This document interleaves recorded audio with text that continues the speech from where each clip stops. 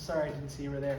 Hi, welcome to today's next lecture on answering topicality. Last week we did how to read topicality. Today we're going to talk about how you answer it. So, remind me, what is topicality? Tristan? You cheated. More. How do they cheat specifically? You did not adhere to the topic. Great. Their plan did not satisfy the topic, and we talked about how there are 4 parts of topicality. You remember what the 4 parts were? There was a terrible acronym. It was IVSV. Anyone remember it? I told you.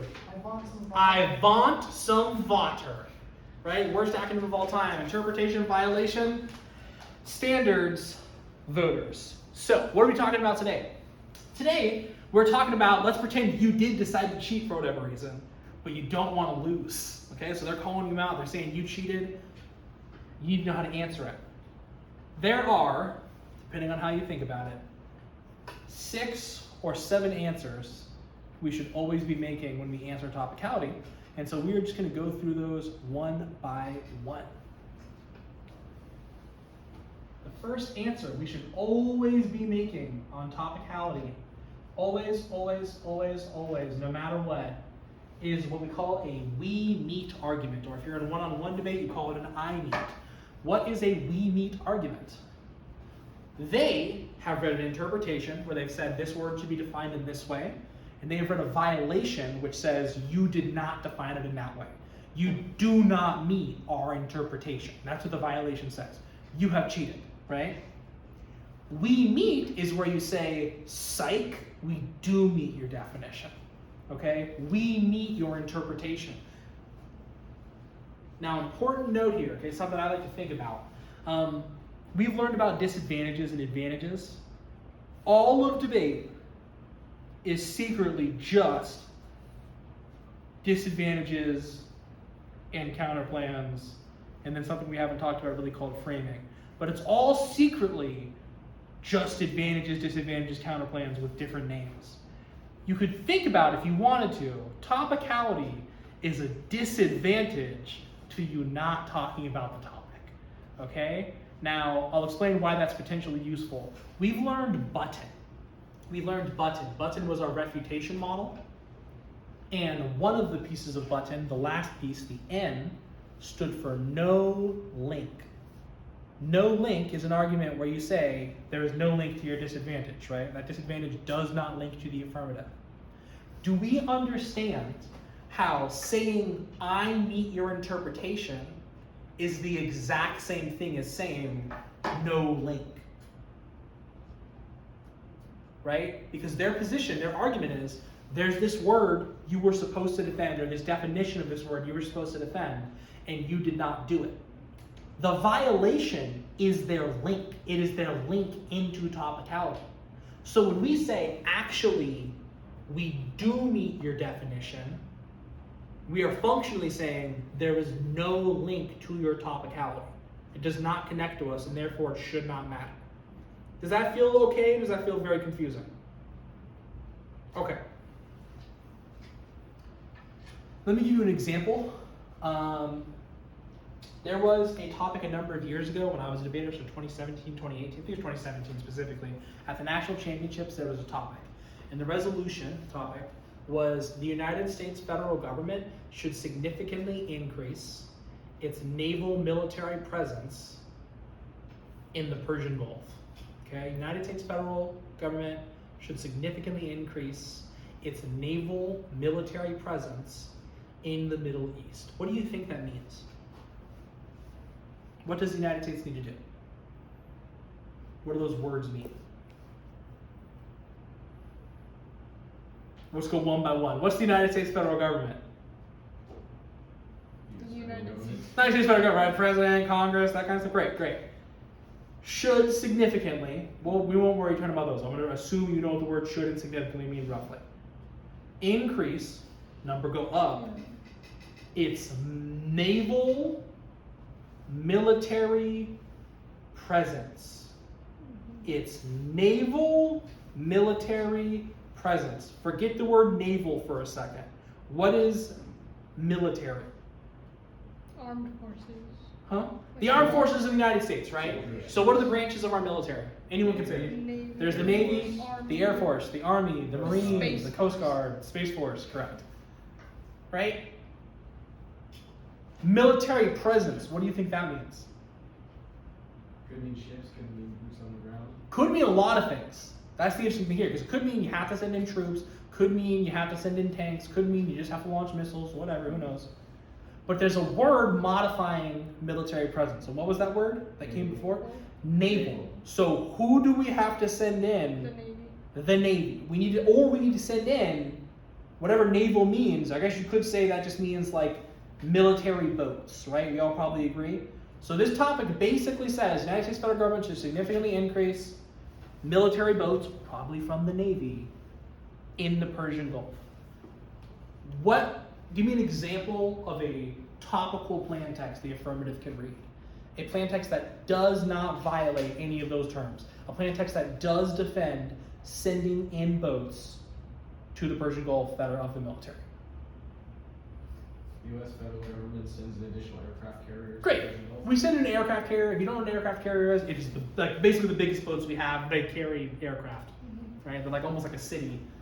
Very expensive. We have a bunch of them. They're awesome. So awesome. Okay. What did we do? Did we send in an aircraft carrier? No, we did not. Did we send in a submarine? No, we did not. Did we send in a battleship? No, we did not. You know what we did?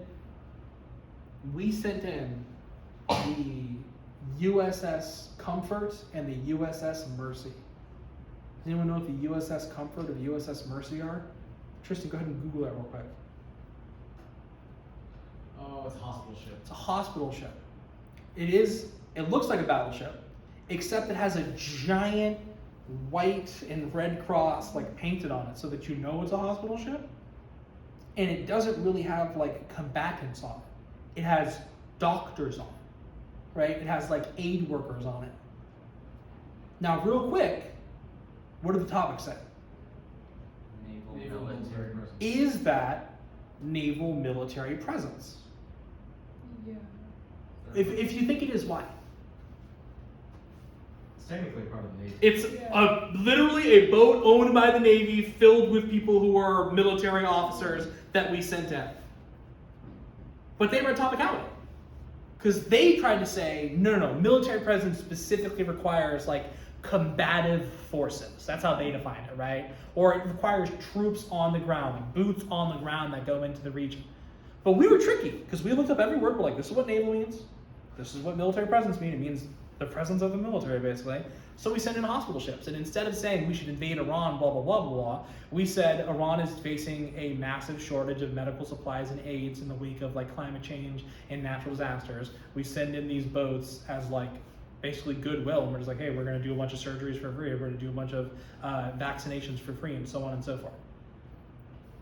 Were we cheating? Kind of. Like, we were definitely trying to get as close to, like, if this is the line of cheating, we were trying to be, like, on top of it. You know what I mean? Rather than over it. So let's bring it back to this. A we meet would be when they say a naval military presence is ships from the Navy with troops on them. We get to say, we meet your interpretation. We sent in Navy ships that had military personnel on them. They just weren't the ones with guns. They're the ones with scalpels, you know? We meet. And you see how that's also, if Topicality is just a disad that says you cheating is bad, you not defending the topic is bad, we've no-linked it, because now we're saying, but we are defending the topic. So everything else on our position, even if everything else is true and that it really does matter to talk about the topic, if we win that we meet it, Topicality goes away. We're about to have a slash. Okay? Because when I said it's 6 or 7 arguments, that is because there's one other option you can say as the first thing you say on Topicality, and that is what we call impossible to meet.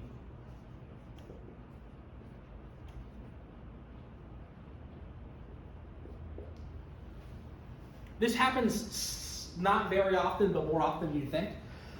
Sometimes people read a definition as part of the resolution, like they say this word, and it actually is not possible to meet that. Like, that's just not a real thing that exists. what you're talking about. Like if they said like military presence means sending in like the 4th Klingon division. They wouldn't say that, but let's just pretend they did. You'd be like, wait, that's impossible to meet because there is no such thing as the 4th Klingon division. That's stupid, right? Sometimes this does come up. You should just be aware that if you're ever like, oh, it's impossible to say we meet for some reason, like you should say impossible instead. Very important note. Even if you know you do not meet their interpretation, like you know you did cheat a little bit, you should still say this, okay? My coach Steve used to always say, there's 1,000,000 shitty we meets in the world, and now there's 1,000,001, right? Why should you always say this? If you say this, and they don't respond to it, you win. The topicality goes away. If you win that you meet their interpretation, even if you read literally the dumbest we meet in the world, if they don't answer it, T goes away. Because they've conceded you meet the T, therefore there's no violation, therefore there's no reason to drop you. Always read your we meet. They take like 3 seconds to read, and they can instantly win you if the other team is dumb. Now, most of the time, does it win you? No. Have I won a bunch of debates like this? Yes, because people get lazy. Great, first one's we meet. Tristan, you know the second one off the top of your head? Counterinterpretation. Correct, good job. Counterinterpretation. I'm just gonna write counter-inter. Hey, guess what? We have a different dictionary than you. Here's what it says. You say military presence is troops on the ground. We say military presence, naval military presence, is any ship from the Navy. One of the best debates I ever saw. Definitely the best theory debate I ever saw. Topicality's theory.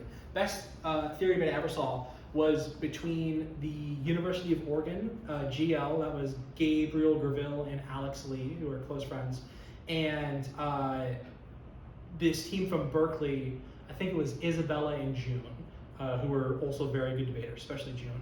But anyway, with that said, the topic was about increasing the extraction of rare earth metals or rare earth minerals, can't remember which term they used, in the United States. Berkeley was the affirmative. And they said, we're gonna get this one metal, I think it was lithium. Let's pretend it was lithium, who cares? And their justification was, rare earth metals or rare earth minerals means metals/minerals that are less than 1% of the composition of the Earth's crust. What they meant was rare earth metals are literally rare earth metals. Like they were saying the word rare modifies the word earth metals. But Oregon came up and said, that's super dumb. It's not rare earth metals, it is a term of art, rare earth metals. And those have been defined by the people who make the periodic table. I forget the name of the institution. The group that literally puts elements on the periodic table has a definition where they say the rare earth metals are the 16, it's like this, and the lanthanide series, right? So they said, if you're not that, you're not topical. But Berkeley read a counterinterpretation, right? Their counterinterpretation was, no, rare. Focus on that word rare. We disagree with your characterization of what the words in the resolution mean. You don't have to win that you meet their interpretation. If you can win, we have a better one. There is a different interpretation we meet that is preferable. So you read counterinterpretation. Third thing that people skip and then lose. What I call WMCI. Any guesses on what WMCI means based on the words that are written on this board? We meet the counterinterpretation. This is baffling. This is actually baffling that this doesn't happen all the time. I have seen, I want to say low estimate, I've seen 20 debates lost because a team read a counterinterpretation that they didn't actually meet. Like they came in and said, we disagree with your definition. It should be this one. And then the other team came up and said, great, you also don't meet that one. Like you should very well be able to explain, yes, that new definition we introduced, we satisfy it, okay? Because if you don't, it doesn't matter that you have a better definition. You also violate that one, bro. Great. Fourth, ours is good. And 5, yours is bad. This is how Steve used to explain this. We want to have, at the standards level, if you folks remember standards, another word for those were reasons to prefer. Standards are reasons your interpretation is preferable to the other one. And we want one standard that says our interpretation in and of itself is desirable and good. And we want another one that says theirs is bad and dumb. We want ours good and we want theirs is bad. Because that way, even if we don't win both of those, as long as we win theirs is bad or that ours is desirable, it doesn't matter. We can win the debate on either side of that. So we want a reason ours is good, a reason theirs is bad. What does that look like? Why is ours good?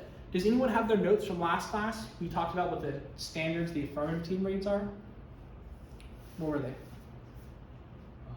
Creativity. Creativity / afflexibility, right? Ours good, afflexibility. Ours is good because it allows for a relatively limited affirmative, but still allows for creativity to exist. Your interpretation would mean we can't defend this and this and this. Ours still gives the negative plenty of ground because it's reasonably predictable, but allows a flexibility that leads to better problem solving, creative thinking, thinking outside the box, etc. Ours is good. There's one about the greater good.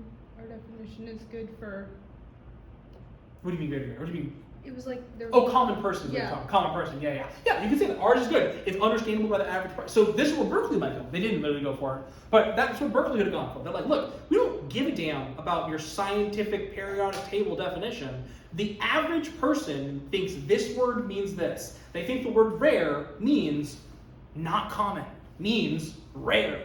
Doesn't matter that 16 dudes in Switzerland or whatever decided the lanthanide series is all that counts. That's stupid, right?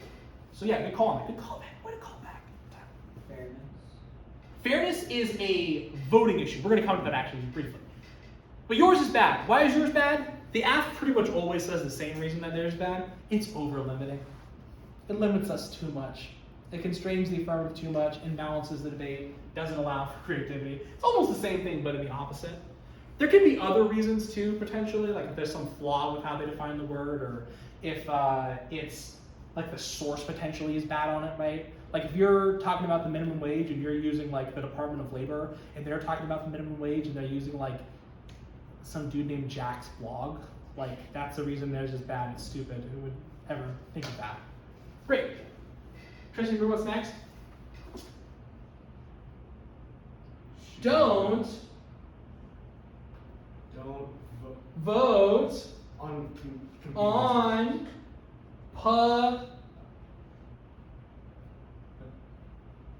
I don't know. potential abuse. Oh.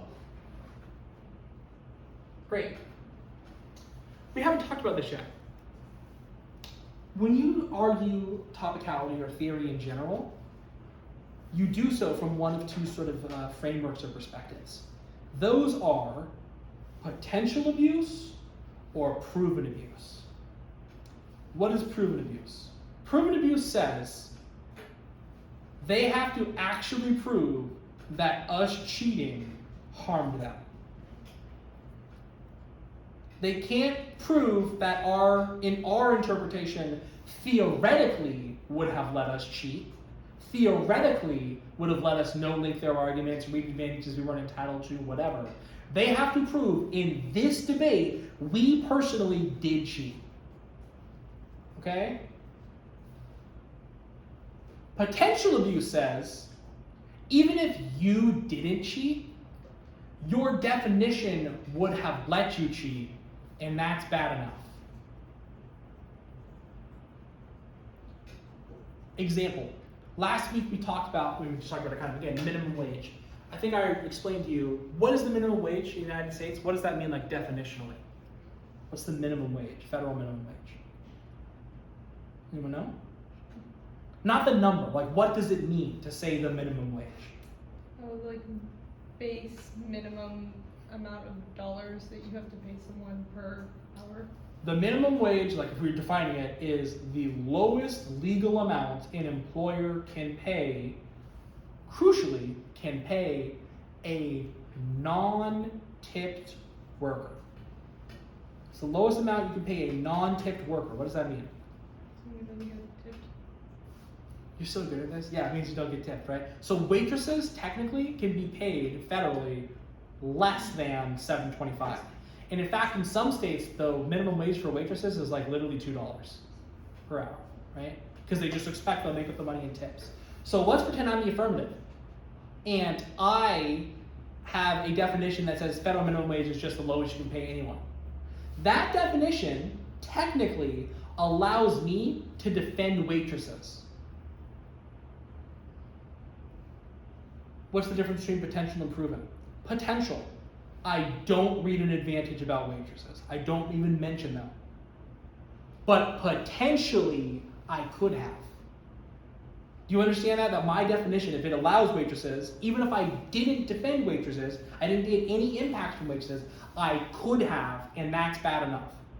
Doesn't that seem kind of silly? Mm-hmm. Now, proven, I did defend waitresses. I did the thing I wasn't supposed to do. Okay? Why is it proven abuse? This is what people look at. There's kind of two things that happen with proven abuse. The reason someone wants to read a tricky T, like why did I want to read the boats are hospital ships? Sorry, why did I want to read the position about boats being hospital ships instead of sending in the war carrier or whatever? Because it's a lot harder to argue. Yeah, it's really easy for them to read a disadvantage that says you send in to one of our biggest enemies literally a ship filled with jets that kill people and has like the biggest guns in the world on it. They flip out, that starts a war. That's like their disadvantage. How are they supposed to read that disadvantage when I send in boats with no guns and a giant Red Cross and like doctors? They would say that is proven abuse on topicality. It lets you read arguments like no links against our disadvantage about the war. That's proven abuse. There's two ways to have proven abuse. Either they prevented us from reading a certain position. We couldn't read our counter plan, we couldn't read our disad because they stole it. Or they increased their grounds in a way that was unfair. There was something we should have been able to read a position about that they have stolen. So we should have been able to read a disad about waitresses being affected by this because now inflation's going to go up, but waitresses won't get any benefits from your plan. But now their plan lets them do that, so they're claiming offense off of it. All I'm trying to say is this, don't worry about this as a time that's not going to come up for a while. They can cheat by increasing what they get access to or decreasing what you get access to. They can take out your ground or steal more ground of their own. All right, we're almost done here. So when we say don't vote on potential abuse, we are saying you do not drop us because hypothetically we could have cheated. You only drop us if they prove that we put them at a significant disadvantage, that we hurt fairness in education because we did something shady. It's not enough to say hypothetically we could have. The way that my coach Steve used to always explain this, shout out to Coach Steve, love Coach Steve, is you would never vote on a potential disad. Like, you would be the dumbest judge in the world if you voted on a disad that the team could have read if they were smart, but didn't. And it's the same thing here. Why would you vote us down for an argument we didn't actually read? Because we could have? Nonsense. Last thing. Default to reasonability.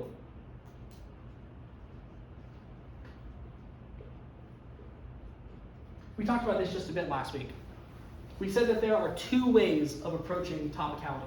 You can analyze it through reasonability, or you can analyze it through competing interpretations. Competing interpretation means pretend you're a robot, evaluate every single argument that was made up and down the paper, do all the algebra to solve it, whatever, and then whoever's ahead wins. But we said that's potentially bad, because the AF could have a definition that's like 1% worse. It's like 99% the same thing as the other team, but because they did this one thing that didn't actually change the debate, that wasn't unfair, just was an extra thing, they should lose. Reasonability says the opposite. It says, look, if you thought we were being unreasonable, if you thought we weren't even close to in the ballpark, go ahead and vote us down. But if you heard our plan before they read Topicality and you thought, yeah, that's what I thought this debate would be about, why would you vote us down now? Be reasonable. And that's it. Those are the 7 answers to Topicality. And the way you do this, because you're like, oh, that's a lot of stuff, whatever. Good news. We're going to learn this, maybe not today, but probably next week. Ideally, when you folks get better, you won't need both of you to prepare the case. Right now, you're all going to be slow, so you're going to need 2 people writing stuff to be able to finish writing everything that we prepare. Eventually, that won't be the case. You'll only need 1 person. So the question becomes, what does the second person do? The second affirmative speaker, the member of government, what do they do? Stuff like this. They write down on a sheet of paper, okay, these are my 7 answers I'm going to be making. Here's all the definitions I might need in the debate. Here's 3 reasons the economy's doing good, 3 reasons the economy's doing bad, 3 reasons Joe Biden's going to win, well, Kamala Harris is going to win, 3 reasons that Donald Trump's going to win, whatever, right? You think about things that might come up and prepare them. So, while eventually you should memorize this, as you can see, Tristan didn't have it fully memorized, and he did very good last year, so you're fine. It's not a big deal. You can just write this down. I used to, for like literally my whole first year when I went to University of Pacific, I used to just have to write this down. I'd write WNCI, WNCI, OG, YB, DVPAR. That's what I'd write down in 1 column on my sheet of paper. And then when I was answering a Topicality, I would literally go, check, check, check, check. Like, did I do all those things? Okay, any questions about Topicality because we're done with it?